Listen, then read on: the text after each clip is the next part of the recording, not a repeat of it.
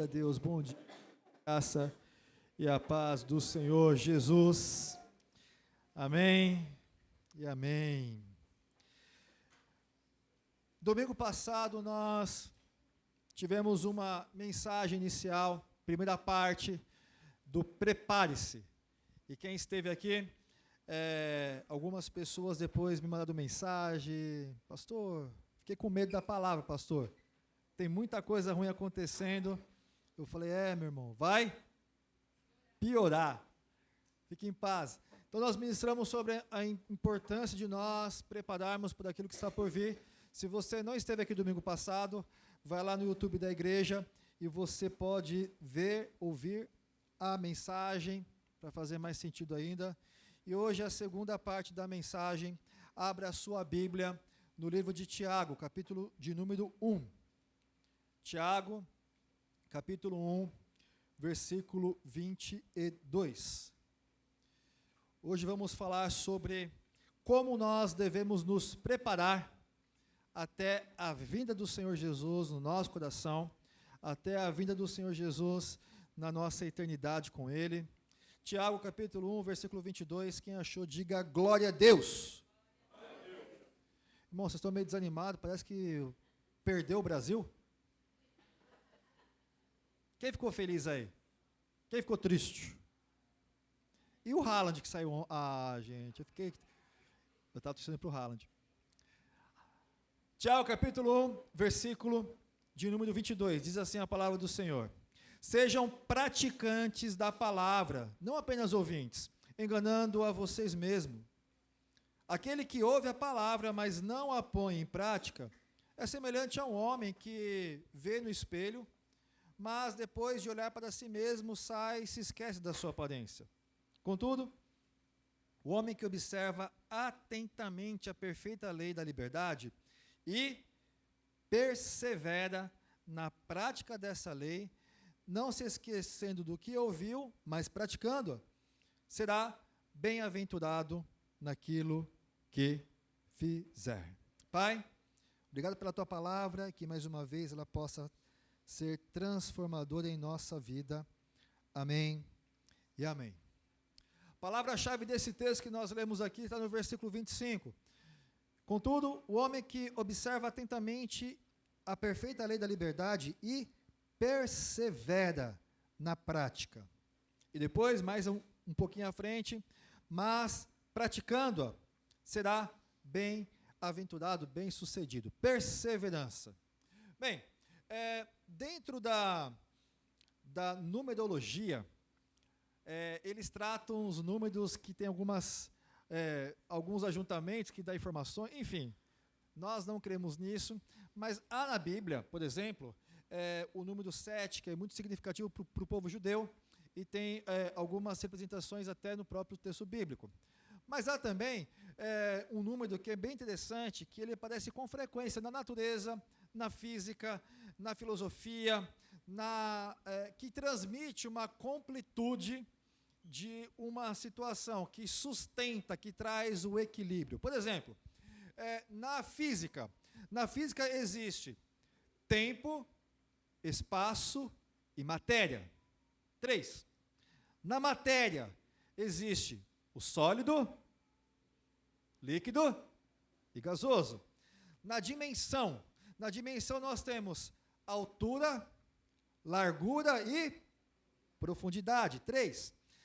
Na sustentação, você que vai sentar, teu banco está sustentado, mas uma cadeira, para você se sustentar numa cadeira, se eu botar uma perna só, sustenta? Não. 2? Não. Tem que ter quantas? Pelo menos 3. Se eu tiver 3 pernas, sustenta. Minimamente 3 pernas. Na história, quando você vai ouvir, vai ver um filme, vai ver uma história, tem começo, meio e fim. Plantação, quem gosta de comer aí o que plantou, tem a semeadura, tem o cultivar e tem a colheita. Vocês também, ó. No tempo, existe passado, um depende do outro, sustenta o outro. Na existência, você nasce, você vive, você morre. Você, biblicamente, a Bíblia trata você como uma pessoa que cremos na tricotomia. Você é corpo, alma e espírito. Nós cremos num Deus triuno. Deus Pai, Deus Filho e Deus Espírito Santo. Então, o número 3, ele aparece em várias áreas da vida, mas esses 3 pilares, quando talvez um deles está prejudicado, não sustenta os outros 2. E na nossa vida espiritual, esses 3 pilares também não são diferentes. Esses 3 pilares é o boa. Boa. Fala para o teu irmão aí, está de boa? O que é o boa? Também tem a ver com o que vamos falar daqui hoje. E o primeiro pilar que vai nos sustentar, para nos preparar por aquilo que está para acontecer, é a Bíblia. E são disciplinas. Então, aqui, disciplina não é algo que vai te fazer mal. Temos talvez uma visão que disciplina é bater, é maltratar. Não, disciplina é aquilo que vai te trazer ordem, instrução, uma sequência. Se você perseverar naquela disciplina, você vai melhorar. E é importante saber que o diabo, o nosso adversário, ele tenta destruir as disciplinas espirituais na vida do cristão. Por quê? Porque se nós não perseverarmos nas disciplinas espirituais, nós vamos ser vencidos. Então, para que eu e você nos preparemos por aquilo que está acontecendo, o que vai acontecer, primeiro é Bíblia. Pastor, eu acho que o que você vai falar aqui hoje, eu até já sei que você vai falar aí.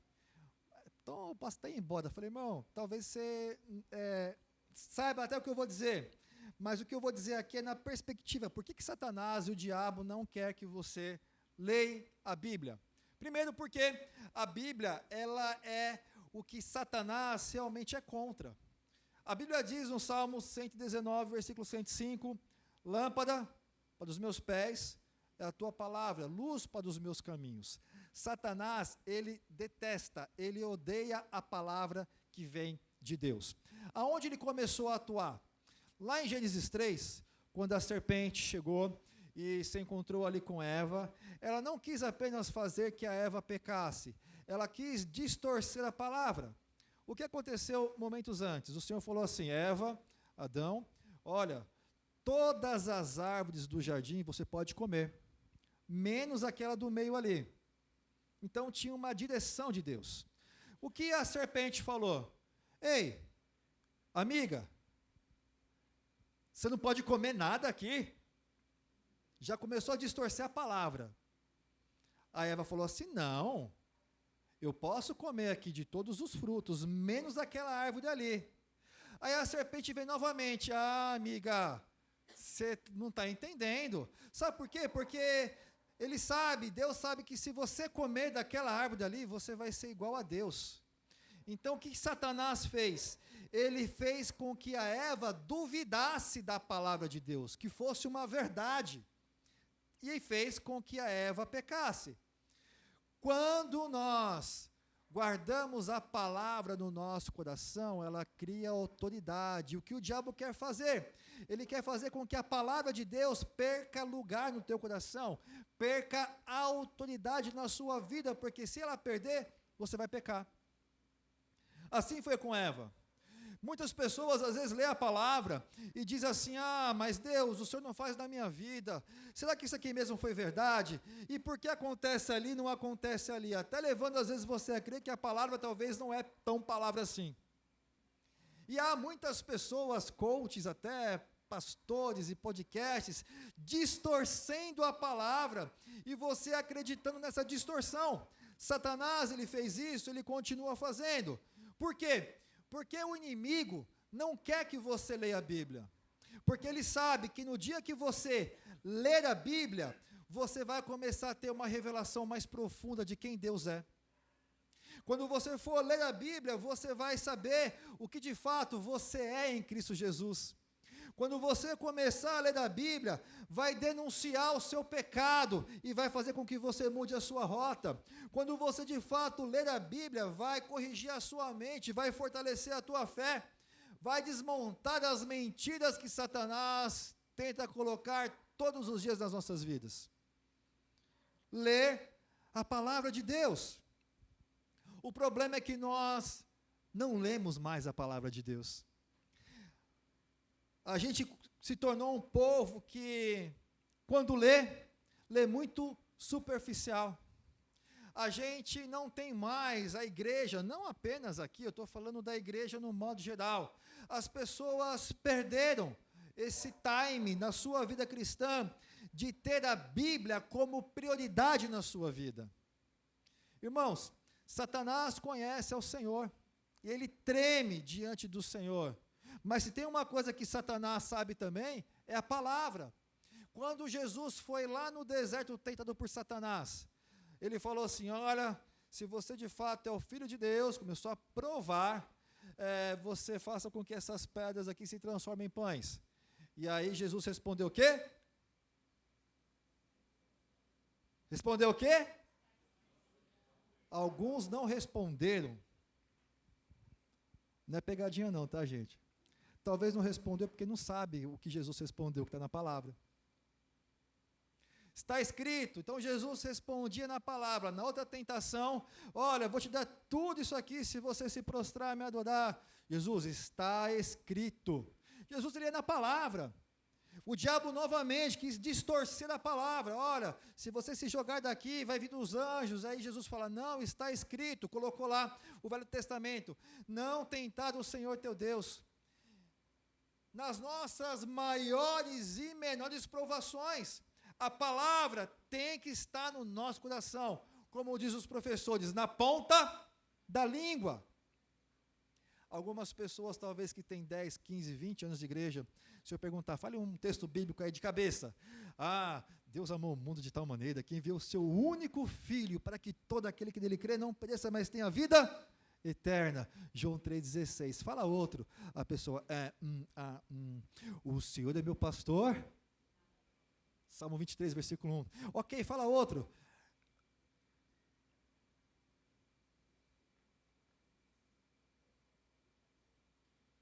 E talvez faltam palavras, porque a pessoa não tem no seu coração. O texto diz que aquele que guarda a palavra. Como é que eu vou guardar uma coisa se eu não sei o que eu vou guardar? Como é que eu vou guardar a palavra no meu coração e fazer com que ela tenha efeito se eu nem mesmo sei o que diz a palavra? Meus irmãos, o diabo suporta um cristão ocupado. O diabo até suporta um cristão religioso, que vem no culto, que louva, que oferta, tal. Mas o diabo não suporta um crente que conhece a palavra de Deus. Amém, igreja? Não suporta, porque ele sabe que se encontrar com um crente que conhece a palavra de Deus, nas suas maiores ou menores lutas, ele vai responder o quê? Ei, Satanás, está escrito. Eu não vou cair nas suas armadilhas, eu não vou cair nas mentiras do sistema, do que diz a televisão, a internet, não. Eu creio na palavra. Meu irmão, é tempo de você despertar para você ler a palavra de Deus, para você decorar a palavra de Deus, guardar no seu coração e praticar. Sem esse pilar, a tua vida cristã não vai estar preparada. Lembra que domingo passado eu falei sobre as prudentes, lembra? As 10 virgens, 10 prudentes, 10 que não eram prudentes. As prudentes carregavam o quê? Lâmpada e o óleo. As disciplinas espirituais é o óleo, é a lâmpada.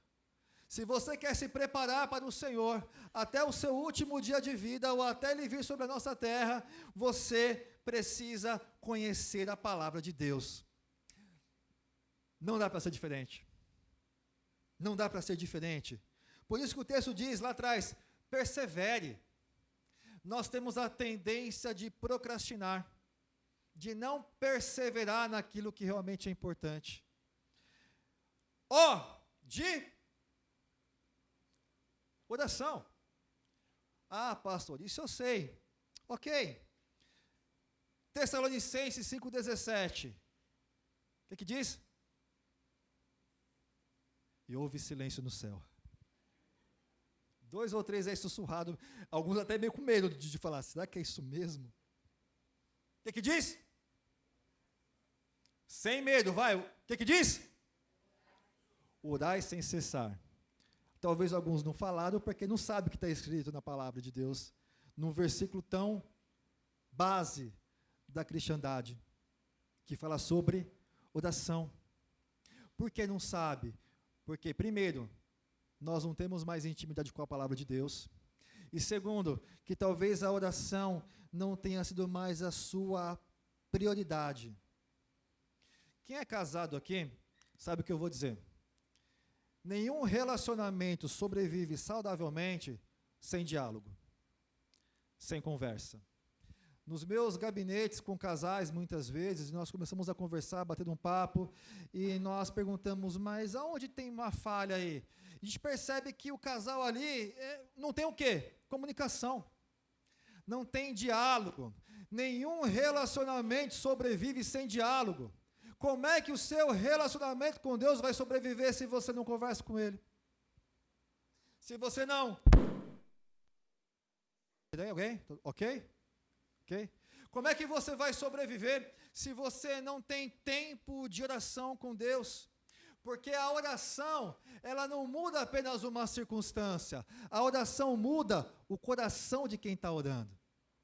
Sabe por quê? Porque muitas vezes você vai orar ao Senhor, Deus, eu quero isso, Deus faça isso, e Deus não vai fazer de outra forma. Mas quando você está em sintonia com o Senhor, a tua comunhão com Deus vai moldar o teu coração. A oração, ela é perigosa por quê? Para Satanás. É perigosa porque a oração vai gerar intimidade. Quanto mais você orar, meu irmão, mais intimidade você vai ter com o Pai. Pastor, como é que eu vou então fazer? Então eu vou acordar. Bom dia a Deus, aleluia, glória a Deus. Eu vou agora escovar os dentes. Jesus, olha, estou escovando. Eu, Jesus, Jesus, eu vou fazer o número 1. Jesus, eu vou tomar um banho. Jesus, eu vou tomar um café. Aleluia, Jesus, obrigado pelo café. Jesus, agora eu vou ir até o carro, vou ligar o carro. Glória a Deus, Jesus, porque eu tenho um carro. E ligou o carro. Jesus, agora eu estou dirigindo aqui na Via Anchieta. Olha, Deus, abre aqui o mar, aqui, abre os carros que eu quero passar. Jesus, obrigado porque eu cheguei aqui no meu trabalho. Jesus, algumas pessoas talvez pensam que viver orando é isso, mas em espírito, você deve sempre orar. Em espírito, conversar com Jesus. Nas suas rotinas do seu dia, conversar com Deus. Nas suas rotinas com o seu dia, chorar para Deus. Reclamar com Deus. Conversar com Deus. Nós temos esse problema porque quando você ora mais, você tem intimidade. E a intimidade vai gerar dependência. E quando você depende de Deus para todas as coisas, antes de você tomar uma decisão, você vai fazer o quê? Você vai orar. Deus, o que eu devo fazer? É isso ou é aquilo? Essa decisão mais assertiva é o momento correto, quando nós não temos a Bíblia como foco, e nós não temos intimidade com o Senhor, a maioria das decisões da sua vida é pelo seu próprio coração. E a Bíblia diz que o coração do homem, ele é enganoso. Porque muitas pessoas só tomam na cabeça, muitas pessoas enfrentam situações e só dá ruim. Eu posso talvez afirmar aqui, para aquele que é cristão, talvez só está dando errado, só dando errado, só dando errado, porque você não está falando com quem pode fazer dar tudo certo.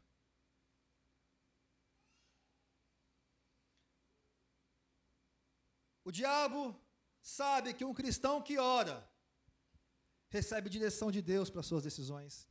O diabo sabe que um cristão que ora vai vencer as suas tentações. Um cristão que ora, ele vai encontrar força, ele vai discernir as armadilhas que o inimigo vai colocando na nossa vida. O diabo sabe que quando nós oramos, experimentamos o sobrenatural de Deus. Aleluia!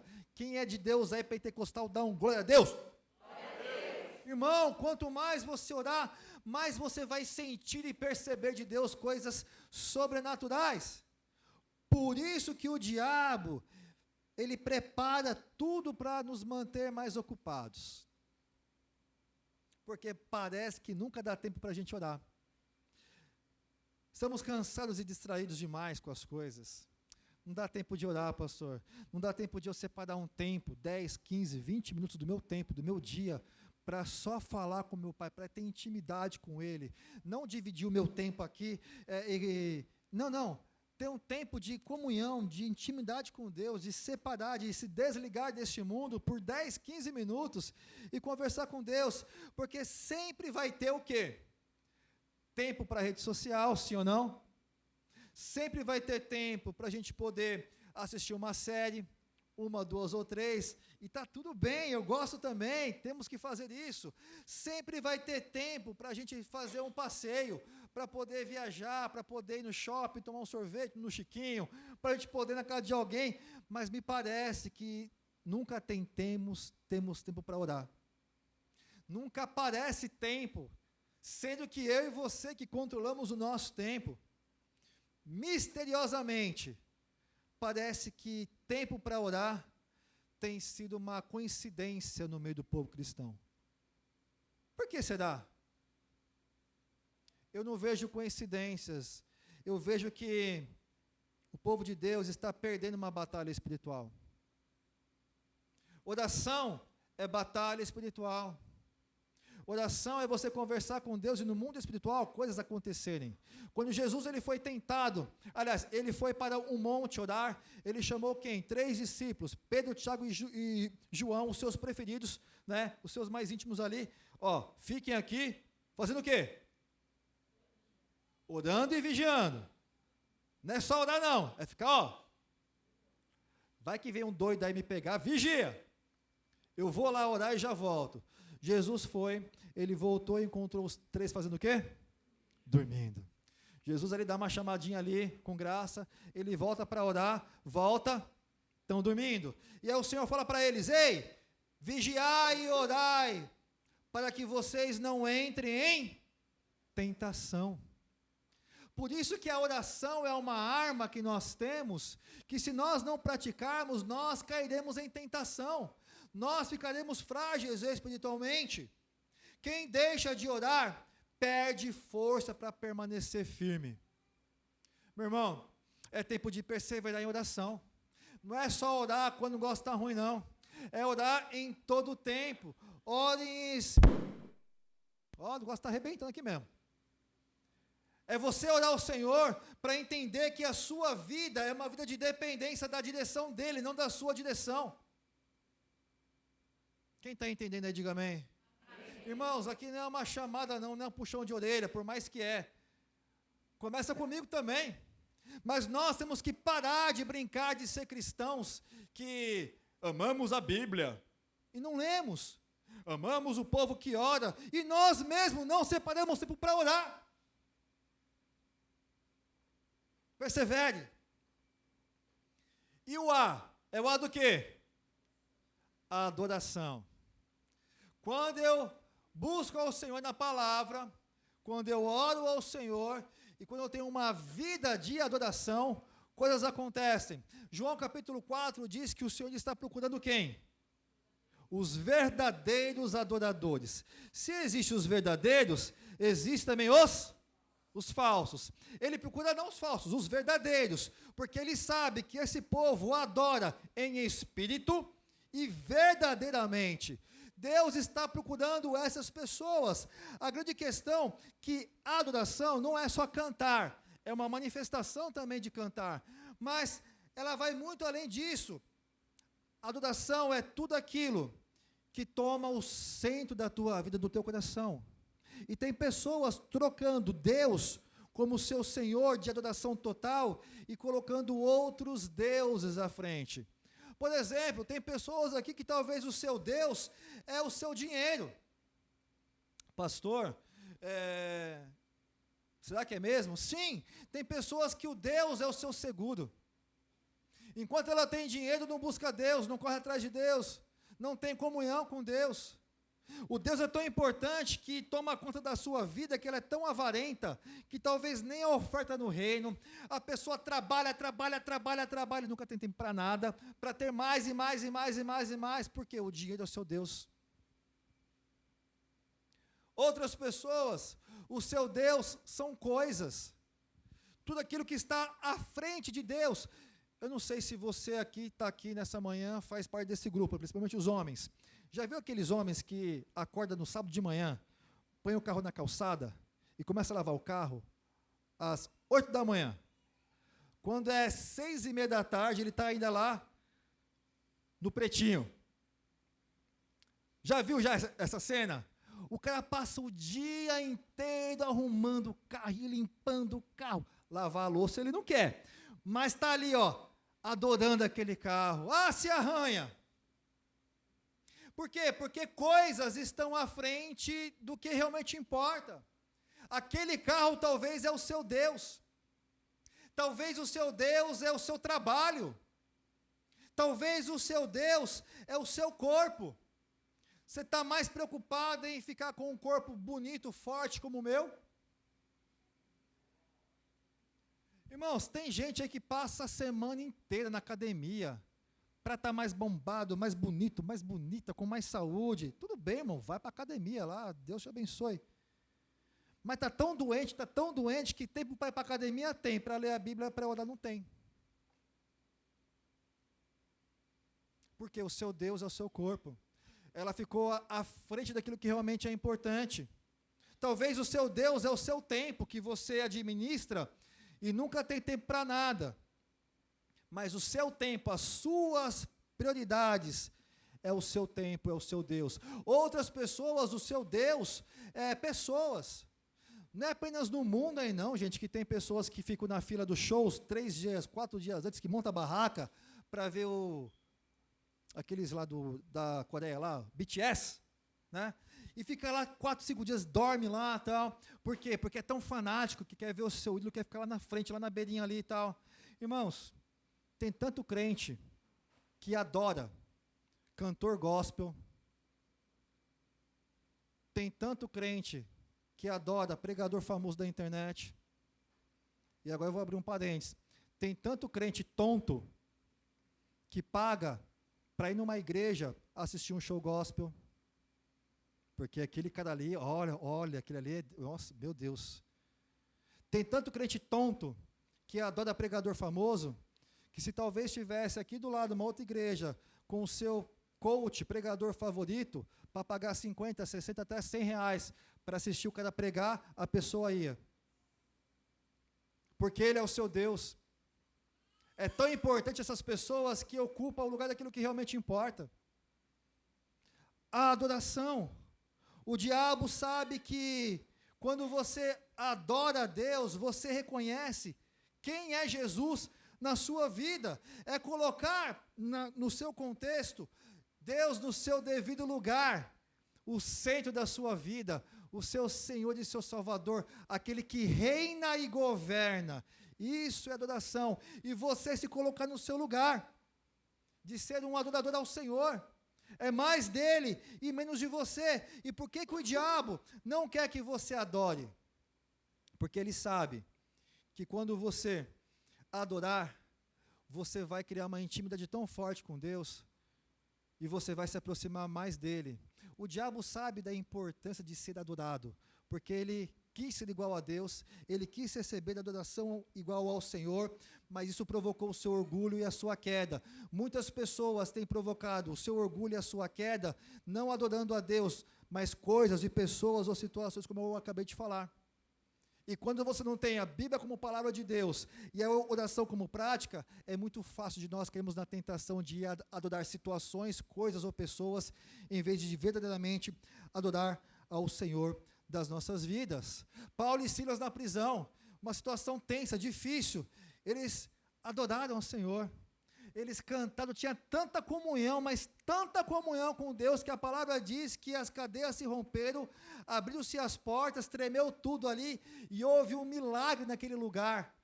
Irmãos, nós precisamos experimentar milagres do Senhor. Como? Adorando ao Senhor de todo o nosso coração, vivendo aquilo que nós falamos, o que dizemos, o que cremos na palavra. Nós cantamos tantas coisas adorando ao Senhor, que me parece que às vezes nós cantamos porque é uma bela melodia, porque fica bonito, mas às vezes nós não acreditamos naquilo que nós cantamos, nós não vivemos aquilo que nós cantamos, e muitas vezes o que nós cantamos é baseado na palavra, e a palavra diz que, olha, ei, vocês, perseverem na palavra, não apenas ouvintes, Não apenas levantar as mãos e cantar, mas praticar aquilo que nós queremos viver com Deus. Persevere, igreja. Persevere.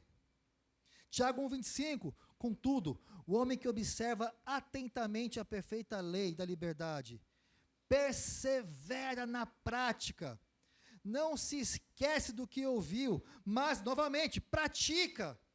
Esse vai ser bem-aventurado naquilo que ele for fazer. Sabe, irmãos, eu vejo uma igreja, não a nossa, mas a igreja de Jesus, uma igreja que entrou num sistema de participar de um encontro gostoso, domingo, do que talvez viver uma vida ordinária, de segunda a segunda, uma vida com tempo para ler da Bíblia, um tempo para orar ao Senhor, um tempo para você viver em adoração ao Senhor, tendo práticas de adoração ao Senhor. Adorar ao Senhor, evangelizar, é adorar ao Senhor. Servir as pessoas é adorar ao Senhor. A gente está tão preso nesse sistema que talvez ouvir uma palavra como essa, para algumas pessoas possa se causar, pastor, eu já sei disso. Já começa aí a arrogância do teu coração. Porque nunca ouvi uma palavra que nós temos que orar mais, ler mais a palavra, ter tempo de oração, é demais para um povo que se diz chamado pelo meu nome. Satanás tenta impedir exatamente aquilo que produz crescimento na sua vida espiritual. Eu não sei você, mas talvez você que está aqui comigo aqui mais tempo de casa, se lembra quando você se converteu lá atrás? A gente talvez lia mais a Bíblia, dá uma impressão que a gente tinha mais tempo para ler. A gente orava mais ao Senhor. A gente tinha prazer para vir na igreja, para orar, para cantar, para adorar. Nós ouvíamos mais canções. E me dá uma impressão que com o passar do tempo, a gente foi meio que relaxando, entrando no piloto automático. E nós não temos mais desfrutado disso. É porque, talvez na jornada, nas suas estações da vida, você esqueceu que um tempo de Bíblia, de oração e adoração é uma batalha espiritual. No mundo espiritual acontece uma batalha nesse exato momento. Enquanto você lê a Bíblia, Satanás está furioso. Enquanto você ora, ele está furioso. Enquanto você adora, ele está furioso. Por quê? Efésios 6,10 diz: finalmente, vocês, Igreja Batista de Vila Euro, eu estou colocando aqui, tá? Vocês sejam fortalecidos em quem? No pastor Lu? Na denominação batista? Não! Sejam fortalecidos na força do seu poder. Vistam-se de toda a armadura de Deus, para poderem ficar mais firmes contra as ciladas de Satanás. Pois a nossa luta, a minha luta, a sua luta, não é contra carne, contra sangue, ou seja, contra pessoas, mas contra os poderes e autoridades, contra dominadores deste mundo de trevas, contra as forças espirituais do mal nas regiões celestiais. Por isso, vistam-se de toda a armadura de Deus, para que vocês possam resistir no dia mau e permanecer inabalável depois de terem feito tudo isso. Tudo isso o quê, pastor? Uma vida de devoção, de leitura da palavra, de amar a palavra, de orar, de ter tempo com Deus, tempo com nosso Pai. Talvez você tenha saudades de um tempo que você já teve comunhão com Deus, através da Bíblia, através da oração e de um tempo de adoração profunda. Sabe o que o diabo quer, meu irmão? Fique de pé se você puder. O diabo quer que você mantenha a sua Bíblia fechada. O diabo quer que você tenha uma vida de oração abandonada. O diabo quer que você tenha um tempo de oração medíocre, raso. Porque enquanto ele conseguir fazer isso, você perde intimidade com o Pai. E nessa manhã, minha oração é para que você possa ter uma metanoia, mudança de mente, voltar para o passado, no seu coração, na sua alma, e se lembrar dos momentos de intimidade que você já teve com o seu pai, e falar: Deus, eu preciso disso de volta. Talvez você não tenha forças para isso, irmão. Eu sei que tem pessoas aqui que, se eu perguntar, quem é que tem dificuldade de ler a Bíblia? Muitos vão levantar as mãos. Quantos têm dificuldade de orar? Muitos vão levantar as mãos. E de adorar profundamente? Muitos. Irmão, você não está sozinho nessa. O corpo de Cristo, da igreja de Cristo, está doente. A noiva precisa se despertar para isso. E começa a partir da tua vida, meu irmão. Eu creio que o Senhor quer estar bem pertinho de você, voltar a te colocar no colo, de ter comunhão contigo, de você separar do seu dia alguns minutos, deixar de lado algumas distrações e ler aquilo que é o seu fundamento de fé, a palavra de Deus, daquilo que vai te causar intimidade com Deus, a sua oração e adoração ao Senhor. Feche seus olhos. Talvez você aí está pensando: pastor, a minha vida de leitura da palavra do Senhor está bem aí abaixo daquilo que realmente deveria ser. Talvez o meu tempo de oração eu não tenho mais. Talvez a minha vida de devoção, adoração está muito rasa. Talvez é os três. Comece agora no teu coração, no teu íntimo, falar assim: Jesus, me perdoa. Me perdoa, Jesus, porque eu tenho deixado de experimentar a tua presença na minha vida de uma forma muito mais íntima, muito mais constante. Senhor, talvez eu não tenha visto mais milagres, talvez eu não tenha visto mais o sobrenatural, talvez eu tenha andado pelas minhas próprias forças, pelo meu próprio entendimento. Eu deixei de ter discernimento espiritual, de intimidade com o Senhor, Pai. Aleluia.